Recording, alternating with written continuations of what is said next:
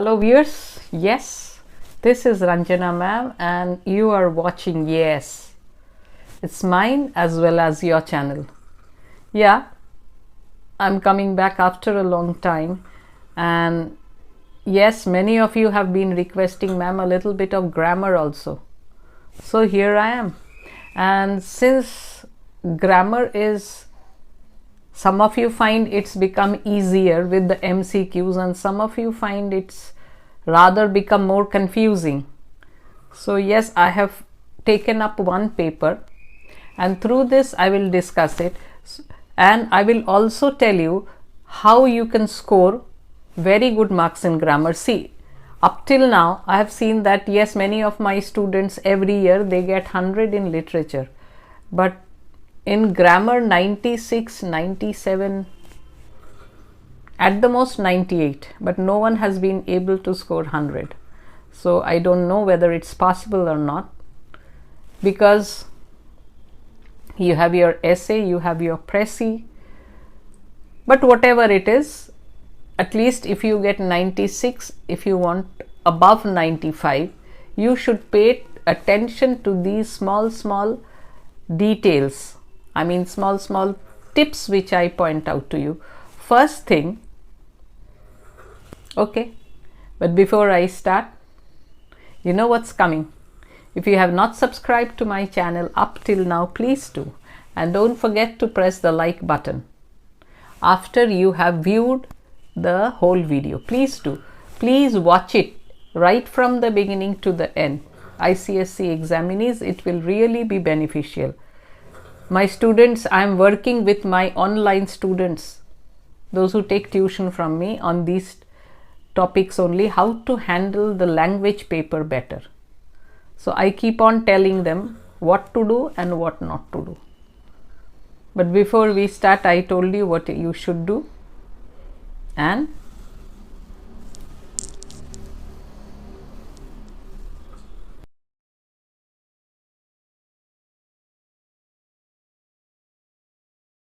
yeah, so what are you supposed to do? So first, the picking up of the essay. So make it clear in your mind what type of essay what type of topic makes you feel comfortable. Many of you are very good debaters. For you, I think argumentative is very good. If you can put your views logically on one particular side or the other. Essay carries 20 marks, so you have to practice a little bit, means how to jot down your ideas. So in that case, if you are good in essays, you have done half the job. But while choosing the appropriate essay for you in order to get the highest marks, I think you should make a preparation at home as to, or rather try to fix your field. That means in which type of essay are you more comfortable. As I just said, that if you are good in debates, if you can present your views very logically as to whether you support something or you are against it, then go for the argumentative ones. Otherwise, if you can write stories, if you are very imaginative, you can go for the short story. So there is nothing like if you write argumentative only you will score and you won't score in the others. Every essay can be scoring provided you present your ideas very logically with no mistakes, in the sense no grammatical mistakes. Short simple sentences. If you have been watching my videos, you will find that in every video I say short simple sentence. They help you. You don't get confused with the grammar part, with the tense part, if you write short simple sentence. So short simple sentences, and not only that, grammatically correct. So I always advise that if it is possible, write in the past tense to maintain the coherence of tense. So after that, I said argumentative. If you are good in debates, go for it. Go for story. If you are imaginative, open the windows of your imagination. go for the stories. Otherwise, the others are always there. Thematic looking, or what we say, picture composition. See, you have to be very accurate in if you pick up this type of essay, because in picture composition you have to be you should have a very clear concept of what the picture is showing, what is the picture trying to tell you, what do you understand by the picture. The picture should be a part of your story or whatever your essay. So that is thematic. These three are in comparison a bit difficult, but still you can always attempt it. And narrative and descriptive ones, they are the easiest, but don't think that since they are the easiest you won't score. If whichever one you can handle well, they are scoring. Keep this in your mind. So if you feel you are comfortable with descriptive or narrative essays, go for it. You don't need to force yourself to write argumentative essays just because you feel that they are scoring. No, nothing like that. Someone might like writing an argumentative one, someone might go for it, but for every type of essay there is always scope of getting the highest marks. So here I have got 5 topics, or rather 4 topics, and the picture. I wouldn't be able to show you the picture, but I can always tell you what it is about. So first one, write an original short story entitled A Difficult Lesson Learned. That means you learn, how do you interpret it? So maybe through an example in your life, or through an incident, or through some experience, you have learned something. The meaning is this: a difficult lesson learned. Don't think that yes, you have learned a difficult lesson from your study book or something and you feel very proud about it. Nothing like that. A difficult lesson learned means you have learned a lesson, and that lesson is not an easy one, in the sense in practical life. Through your experience, you have learned some difficult lesson. So you can write a story on this. You have been told to write an original short story. Why do they say original? Because many times if you are an avid reader, you might find something which you have read in the past and then you just vomit it in your examination paper. No, that is plagiarism. You are writing someone else's. You are told to write an original short story. So in your life also you must have come across quite a few experiences which can help you to write this essay. And then the next one, the best teachers of humanity are the lives of great men. So there is one famous line, lives of great men all remind us we can make our lives sublime and leave behind footprints on the sands of time. So that is why biography reading should be encouraged in schools. If not, you can also cultivate that habit. Why? Because they are the best teachers. You learn from their lives that life is not a bed of roses. It is a path filled with thorns. And walking on it only, it makes you tough and shows you how to face life. I was just going through Steve Jobs. I think he also had a very difficult childhood. But that did not stop him. Then we have many examples. In Bengal we have Ishwar Chandra Vidyasagar. So he used to study taking help of the street lamp. He would sit under that street lamp and yes, he would go for his studies. So countless people, they have become famous not being born with a gold or silver spoon in their mouth. So they are the best teachers. You can learn so many things from them. So the best teachers of humanity are the lives of great men. So go for it, discuss it.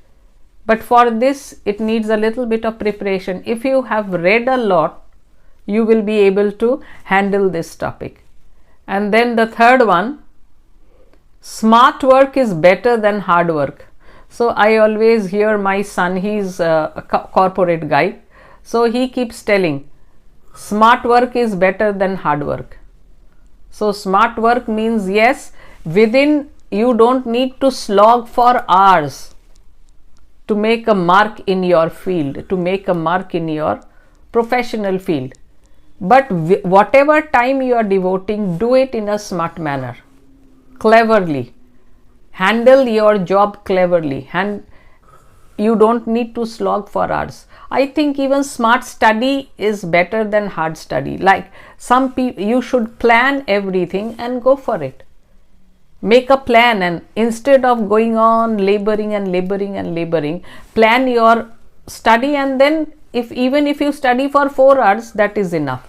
Instead of studying the whole day, and then also you feel I haven't benefited much. So smart work is better than hard work. So you can go for it. That means you support smart work is better than hard work, or you go against this. This is an argumentative one. So you say no, hard work is better than smart work, just the opposite. So in today's world, most people, unless the ones who are very fond of slogging, they will be supporting this affirmative one. I mean, they will be supporting the for side, going for the topic. And then describe the changes. Fourth one, describe the changes you would like to see in your hometown in the next 10 years. Yeah, this one you have to describe. It is a descriptive essay. So you will have to describe all the first. You should, here also this one needs a bit of planning.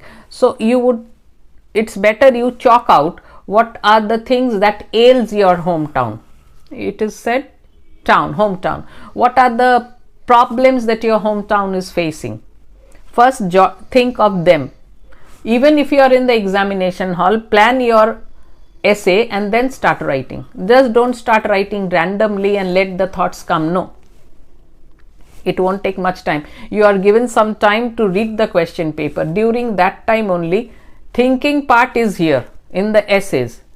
So you will see what ails, AILS, what ails your hometown, and then try to go for the remedies that would make your hometown better. That these will be the changes you wish to see in your hometown 10 years later. And then there is a picture composition. A wounded soldier is lying on the street and another person is coming and helping. Another soldier is coming and helping. So this is the thematic one. You can think of this as the person or the soldier who is helping can be the enemy, and he sees this fellow lying on the street, and it is a humanitarian act. You can think it in this way. It can also be that both are in the same side, but maybe the fellow who's lying in the street is a young soldier, so this fellow comes to the help of that soldier. So this can portray the negative side of war. War does not give us anything but takes a lot away from us. The massacre or the brutality that is involved in war. The massacre of young lives sacrificed at the altar of war. So you can make that your topic, and yes. Now regarding the letters, 10 marks, 20 plus 10, 30. Regarding the letters, I always suggest my tuition students online. Now I am taking online classes.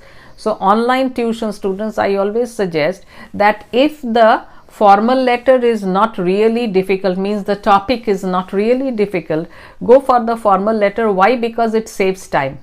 In formal letters, you don't have to write a lot. You come to the point and say, this is the problem I am facing, and the remedies you are suggesting. If it is you are writing to the municipal commissioner or someone like that, you are facing some problems. So this, or suppose you are writing to the police commissioner or something regarding a particular theft in your locality. So here the topic is write a letter to the officer in charge, that means OC, of the police station of your locality reporting a theft in your house. So this is to the police OC, chief operating officer or officer in charge, that there has been a theft in your locality. So you have to write the correct address of your local police station, and then what are the points you have to include in your letter? All the relevant details of the theft. When did the theft take place? Where were you all? And the valuables stolen, what are the things you all found missing? And request immediate help. So in the end you request that I hope you will look into the matter and do the needful so that the thief is caught and the stolen goods are recovered at the earliest. And thanking you in anticipation. In formal letters, this is a very good line. So thanking you in anticipation, and formal letters, yours faithfully, then your name and your surname, full name has to be written in a formal letter. So, and regarding informal letter, why do I always suggest formal letters? Because I told you, you don't have to write much. And here the informal letter, the topic is write a letter to your grandfather giving an account of a significant event held recently in your school.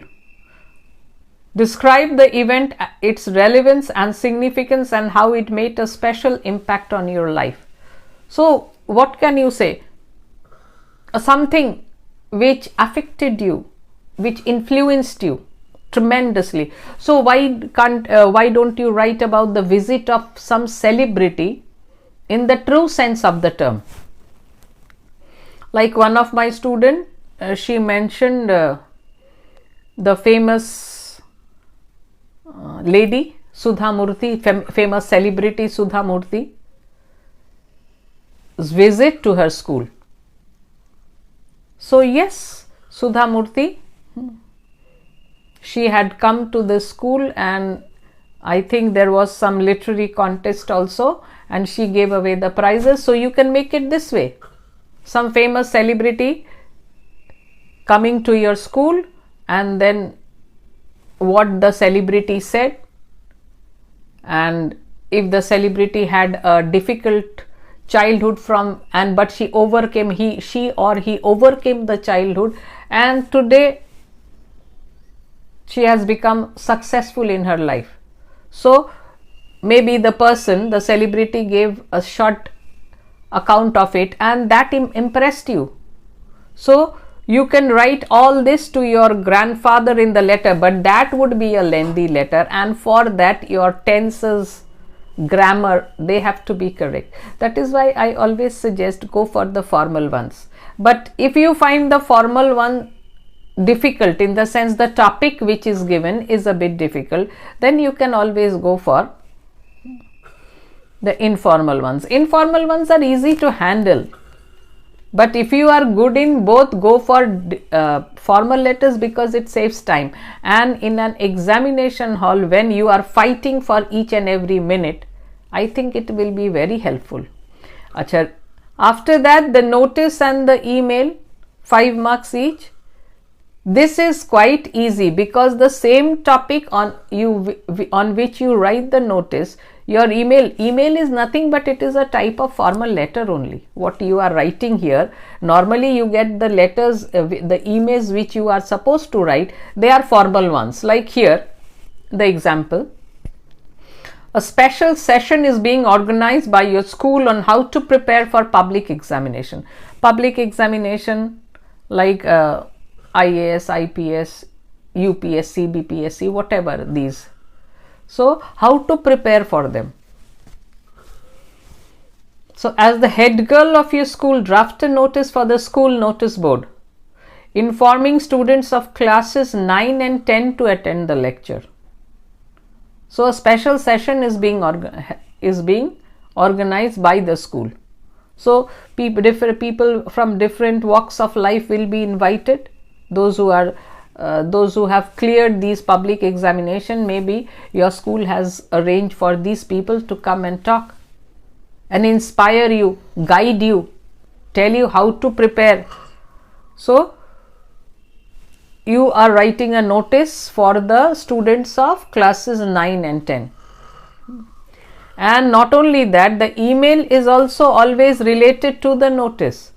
Write an email to Dr. D.K. Sengupta, a renowned educationist, inviting him on behalf of the student body of your school to address the students on the issue. On this issue only, how to prepare for public examination. So you are inviting this person. This is a formal letter only. Only the differences are that you are writing the email IDs and all that, and here you don't also need to write copy to, because you are inviting only this person. Or here it has been written Dr. D.K. Sengupta, you are inviting him. If several people are to be sent this email, then you write copy to. More or less it's a type of formal letter only. Now comes the comprehension part. It has become easy because in the comprehension you don't need to. And one thing I'll talk about it later. First is the vocabulary part, how to find out the correct word. It has been made easy for you. You are provided with the options. Like suppose here they have given peevishly, one word which has been used in the passage, and you have been given 4 options. So peevishly, annoying, irritably, angrily, and intolerable. See, there is an ly, that means it's an adverb. So how will you make your choice? First though, you eliminate the other 2, annoying or intolerable, leave them.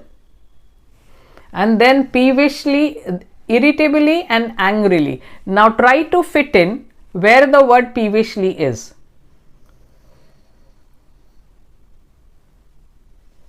Irritably or angrily, as it suits the passage. And then distorted. Distorted, the options are caricature, spoiling, disfigured, and twisted. Distorted in the past tense. Caricature, leave it out. Spoiling, leave it out. Disfigured, ed, past tense. And twisted, these 2, one can be the correct answer. So you will have to put in, now you have eliminated 2, now try to put this one, because one word can be used in different senses. Okay, so distorted. Distorted here should be distorted window, it is written. So here it should be twisted, but sometimes if we talk about distorted facial features, we can always say disfigured. Depends on how it has been used in the passage. And the next one, which word in the passage means the opposite of the word advancing? Advancing, that means proceeding. So opposite of it, whining, glowering, exploding, retreating. Here you can't eliminate because all of them are in the ing form. But when you know the meaning of advancing, it's easy. Advancing, retreating, going back. Okay, so these are your vocabulary, you will have to find out and match. But it's easy because you are provided with the options. And regarding the comprehension, how to handle it so that you save time, I always suggest that first read the questions and the précis topic and then start reading the passage. Why? Because if you read the questions, they are in your mind. When you read the passage and pass through those places where the answers are, it will ring a bell in your mind. You will understand, you will realize, oh, the question, there was one question, I think the answer is here. So you don't need to read it a number of times. Immediately you can find, oh, here is the answer. So this is a quick way to solve the paper. It will save you time. Like here the questions are, why was the weather a test of one's endurance? I'm just giving you the questions. What does the author reveal about Larry's nature? Why did Jerry sound as though he had a cleft palate from birth? What major problem was Larry facing? Which sentence in the passage tells us that he wanted the family to move away from the current residence? Were you a sibling of the Durrells, what would you have done or suggested to calm Larry down? So if you read these questions and then start reading the passage, when you come to those places where the answers are, you will immediately, oh, there was a question, and then you will give it another reading. Otherwise, you can just calmly go through it. Okay, because in examination, the time factor is very important. And then, as I said, in not more than 50 words, describe how the weather had affected the members of the Gerald Durrell. Actually, it's about Gerald Durrell, the greatest animal lover.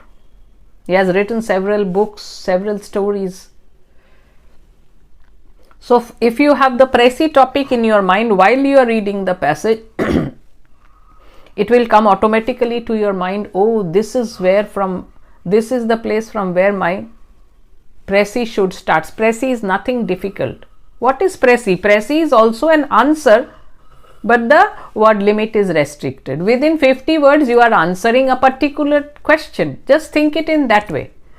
And another thing, that you make a rough draft and fair draft, which you don't do in other questions. That's it. It's simple. Don't think, oh, Précis, it's such a horrible thing. I don't know how to handle Précis. I've heard my students complain. So I tell, yes, you practice, that is, but don't get so horrified by the word Précis. There is nothing difficult in it. You make a rough draft where you might exceed the word limit. You might be writing a little less. So make the corrections there and then write it in the fair draft. A few practices would be enough. So when you are handling the Précis in the exam also, this is the best way. Read the topic first and then read the passage. So you will be able to answer because otherwise you read it once, then you think, then you read the questions, and then at least 3 readings it might need. And here in this case, at the most 2, so you save 1 reading. And regarding the verb forms I don't think you need to be told anything, because in the verbs they don't give you any options. So as it is, it's nothing difficult. You have been reading tense for the I don't know how many years of your life. So, but I always suggest that first, in this case, first read the passage. Like I told you in the comprehension part, first read the question and the Précis topic and then start reading the passage. But here I would always suggest that read the passage first and try to grasp in what tense is the passage, or most of the blanks, they might be in the past tense. In some I have seen most of them in the present tense. So that's better that you read. Sometimes you start doing and then you find confused. Oh, I have made a mistake, it should have been in the past tense. So rather than doing that and losing your time, read the passage, very few lines, 5 to 6 lines, 8 blanks. So handle it in this way. And regarding prepositions, practice your phrasal verbs very well. Here we have, children show a partiality dash sweetmeats. The first question. Partiality to or for, which one? He is partial to, partiality for would be the more appropriate one. So here it is for, partiality for sweetmeats. I deliberated dash whether I should report the matter or not. I deliberated dash whether I should report the matter or not.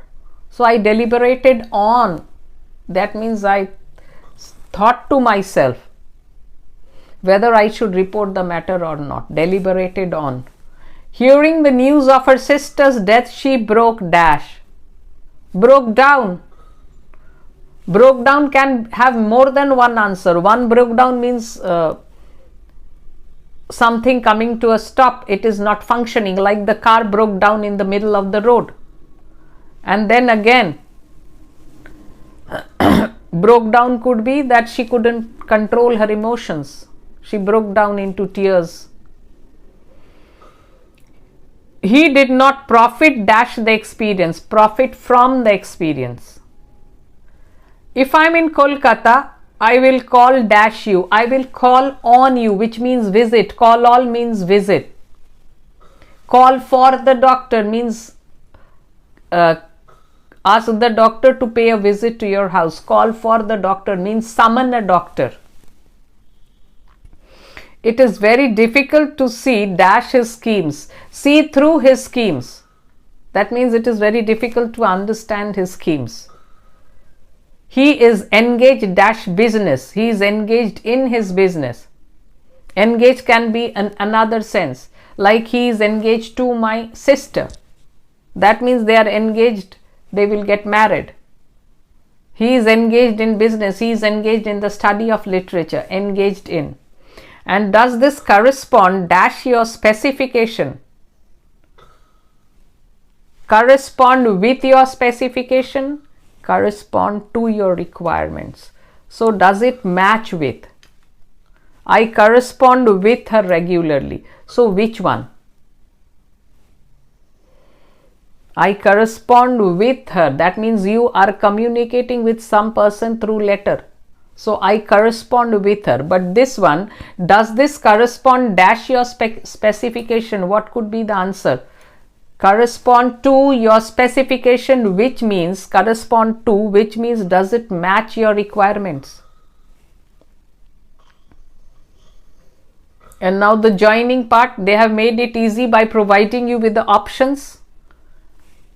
So how will you find which one is the best? Many times you find two of them seem to be very close. Then you have to find out whether all the words which are given in the question, it is mentioned here or not. Sometimes grammatically also both are correct. But then you find one word is missing from the question in one of them. So you have to be very careful. Like see here it is, she should improve her sitting posture. She will develop a backache. These are the two sentences. So what are the options? If she would not improve her sitting posture, she will develop a backache. If she does not improve her sitting posture, she would develop a backache. If she does not improve her sitting posture, she will develop a backache. And the last one, if she improves her sitting posture, she should not develop. See, all of them, the verb is the critical one. Like we say, na, kamzor kadi kaun. Here also, the verb is playing the mischief. So, if she would not improve, but here it is, she should improve. So, if she would not improve her sitting posture, she will develop a would not and will. They don't really go. If she does not improve her sitting posture, she would develop a backache. Does not. And see the third one. If she does not improve her sitting posture, she will develop a backache. The will develop is given in the question. So this one is the correct answer.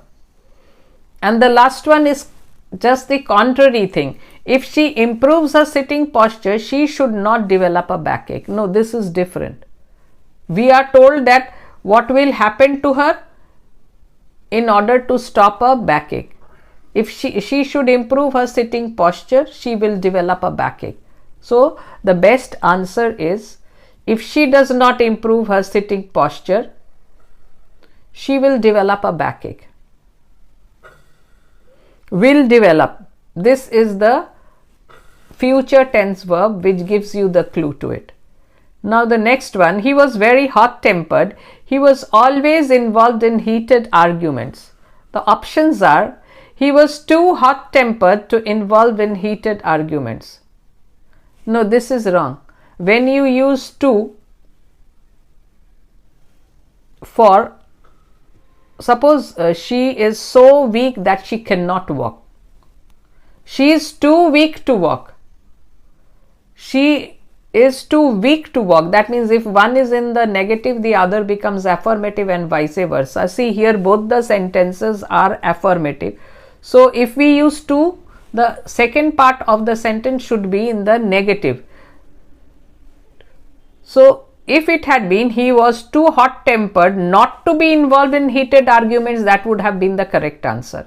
So the second one, he was too hot tempered to not be involved. This is also wrong. Not to be, not to not be. That is wrong. So grammatically this is also incorrect. He was so hot tempered, he always involved himself in heated arguments. And you cannot use and, but and so. So this one also ruled out. And he was so hot tempered that he was always involved in heated arguments. Rather, so and that, so dot dot dot that. You can use so,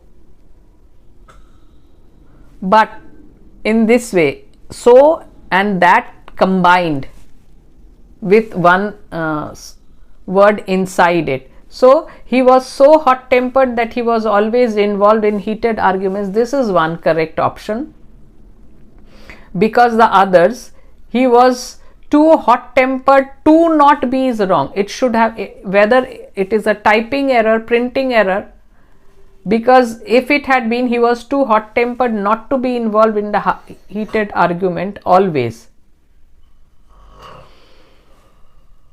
So if we think it is a printing error, we can go for B, because here we find that and, but and so, they are not there. So let's go for the B one. Now the next one, he left home very early. He missed the train because of the heavy traffic. So the options are leaving home very early, he missed the train because of the heavy traffic. Let's see the other options. In spite of leaving home very early, he missed the train because of the heavy traffic. Third one, despite leaving home very early, he missed his train because of the heavy traffic. And the D one, he left home very early but missed the train because of the heavy traffic. So which one do you think is the correct answer? Leaving home very early, he missed the train because of the heavy traffic. Here the correct meaning is not coming. See the second one. In spite of leaving home very early, he missed his train.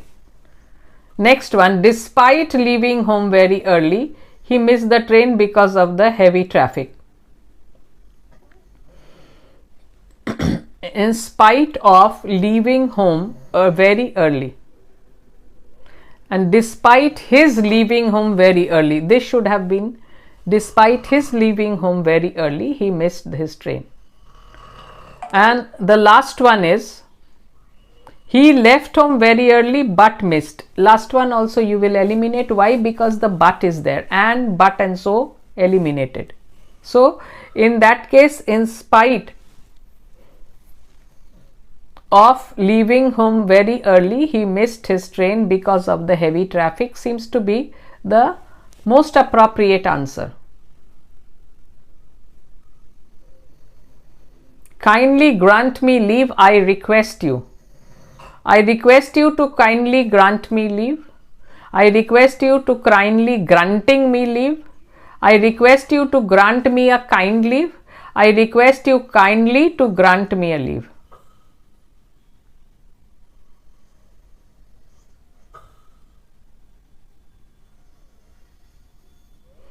So the first one seems to be the most appropriate one. I request you what? To kindly grant me leave. Now these are the do as directed. Again the options are there. A soldier of the 10th Legion leaped into the water as soon as the ship touched the shore. Begin no sooner. So no sooner did the ship touch the shore. When is wrong. In no sooner we don't use when, so rule it out just now only. No sooner did the ship touch the shore than a soldier. So no sooner takes than, and the question is in the past tense. So there can be two options. One is the simple past form did and the verb in the present tense form did touch and had touched. These are the two options. Let's see the third one. No sooner did the ship touch the shore than a soldier of the 10th Legion leap into the water. Not leapt, leap into the water. This also is wrong. And no sooner did the ship, had the ship touch the shore when. So again this one ruled out. Why? Because there is a when. Hardly takes when, no sooner takes than.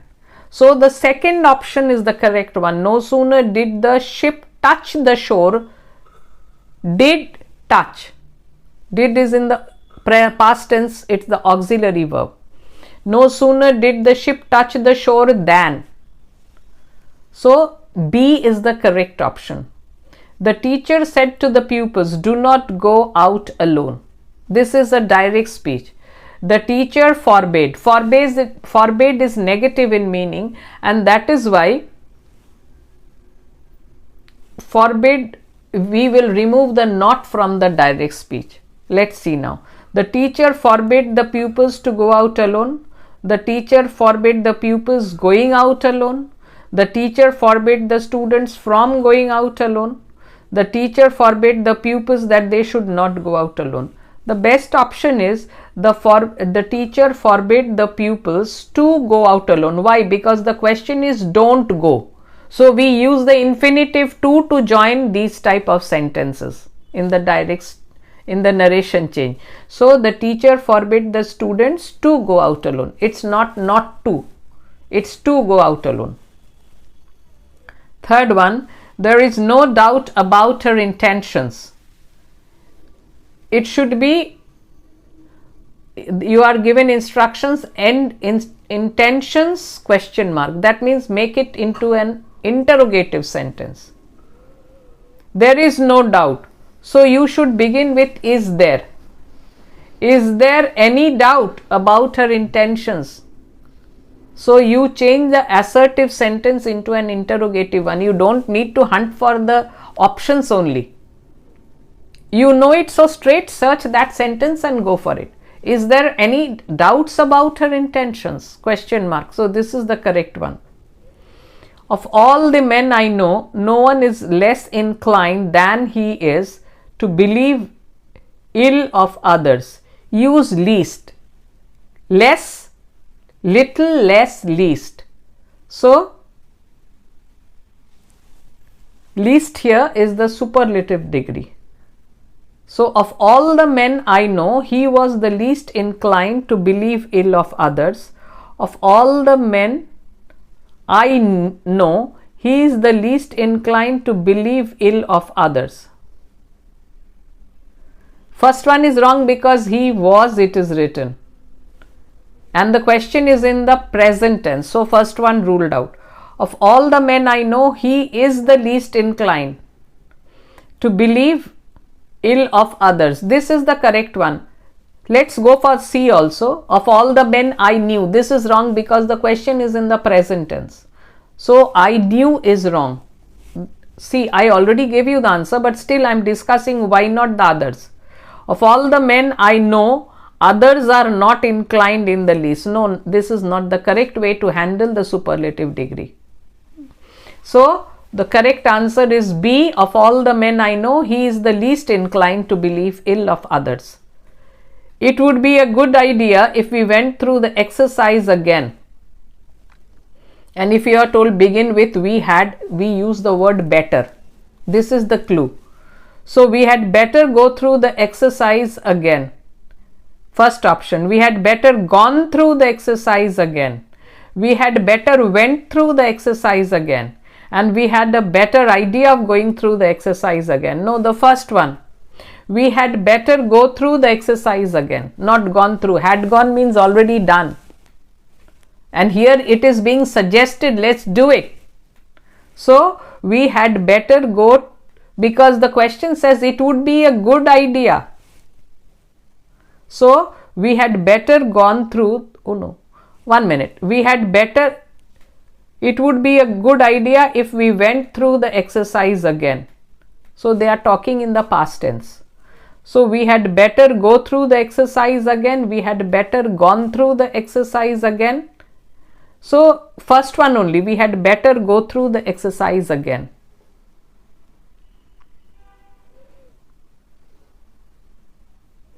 She got the certificate as well as the essay prize. Certificate, essay prize. Not only. Not only negative words, there should be an auxiliary verb coming after the not only. This is the clue. Like no sooner. So not only she got the certificate, rule it out.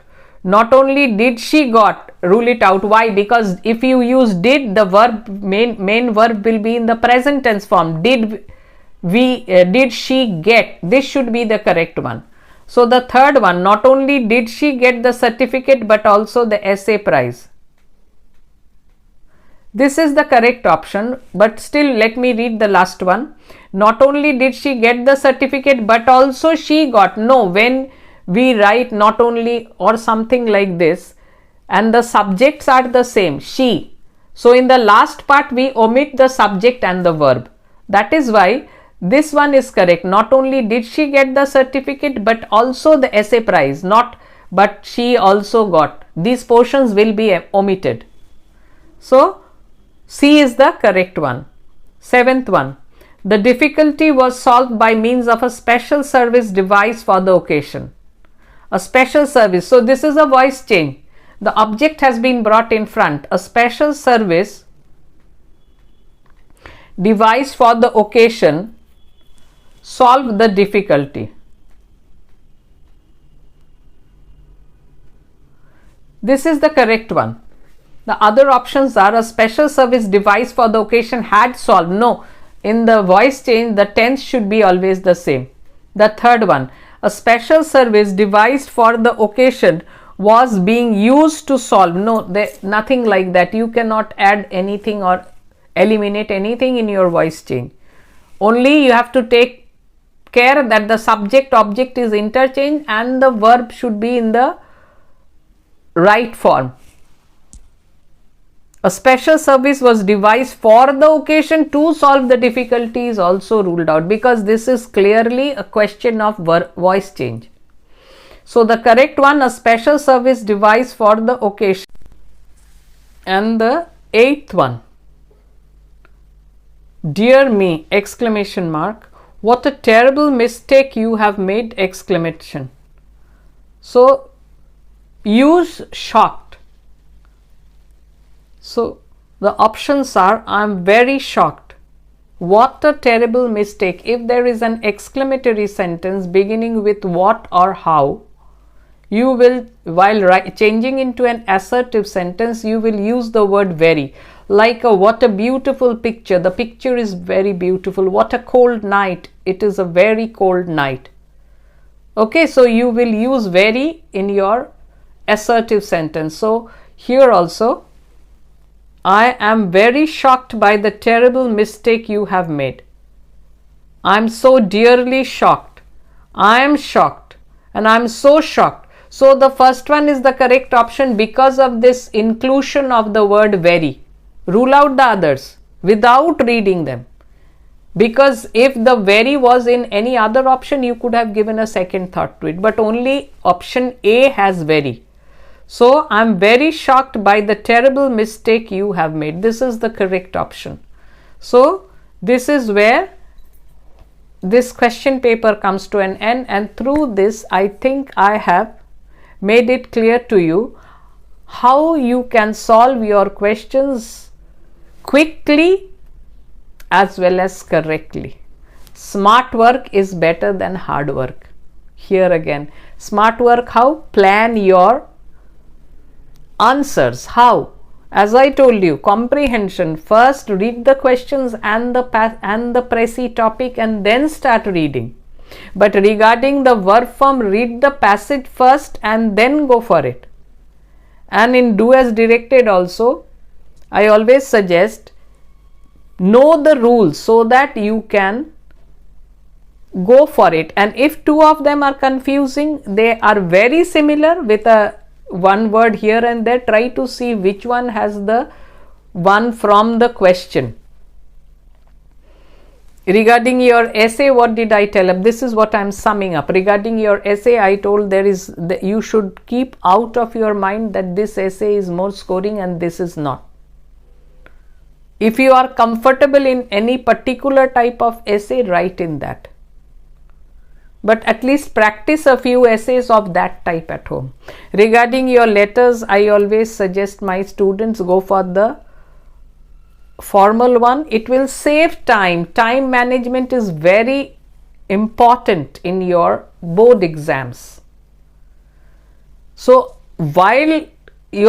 before you start, you are given some minutes to go through the question paper. Then that time only plan your essay and what you are going to write.